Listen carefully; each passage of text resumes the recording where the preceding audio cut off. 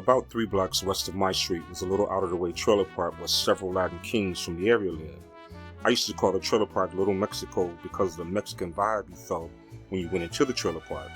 The park was made up of mostly Latino families with a few black families scattered about here and there. Many of the trailers were colorfully painted and adorned with cultural ornaments.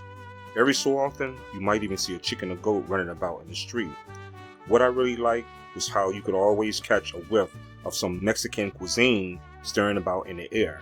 In fact, some of the locals often stood on the corner or walked about the trailer park selling their cultural delights. Whether it was the mariachi tunes you often heard coming from the cars cruising by, or simply the people themselves, the taste of Mexico was alive in Harvey. One of the biggest factors about the trailer park was its seclusion. The park's location was a prime setting for all sorts of crazy situations to take place. This was evident by the occasional shooting you would hear on some nights coming from out of the trailer park. One of the surprise stories was that of an alleged fugitive who had been on the run for quite some time from another country. As the story goes, he had been hiding out in the trailer park for several months. He was finally apprehended when one of the neighborhood police surveillance cameras picked him up on video. The fact that there being a police surveillance camera in a trailer park gives you a pretty good idea of the overall variety of entertainment often found back there.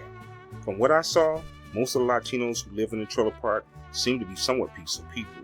They stayed amongst themselves, worked hard, and celebrated quite often. In fact, on many summer nights, you could hear the music from the festivals ringing throughout the neighborhood long past midnight. They celebrated as if they were the only people in town. They were persistent in creating their own private oasis. It was almost as if they tried to create an atmosphere amongst themselves which would drown out the reality of the struggle going on in Harvey. They definitely helped me to see that attitude is everything. In such an aggressive place as Harvey during that time, their sense of focus and humility taught me a lot. However, on the other hand, you had some of the younger Latinos, the Latin kings, who didn't think being mild-mannered in a place such as Harvey was favorable. They are the very reason the trailer park made its way into this book. Their attitudes were a lot more volatile than the older generation of Latinos, and they weren't going to back down from anyone. They seemed to have a take-no-prisoners type mindset.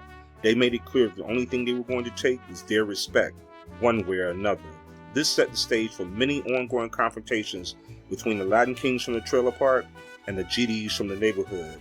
I couldn't believe that within such a short space of 3 blocks between the two neighborhoods, you could have such a big mess. Tension was high.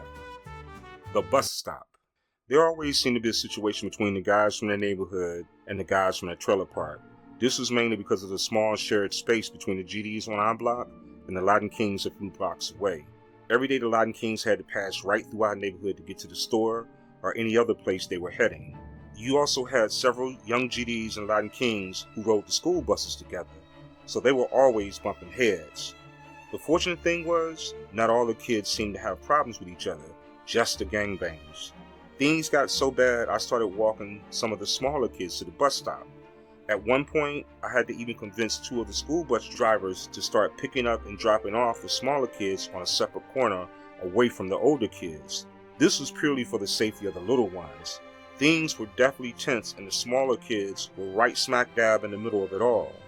On many days while standing out at the bus stop, Latin Kings would drive by slowly to get a good look at me. Even though I was approaching my 40s at the time, I didn't look my age. So every so often, I would get approached by kings.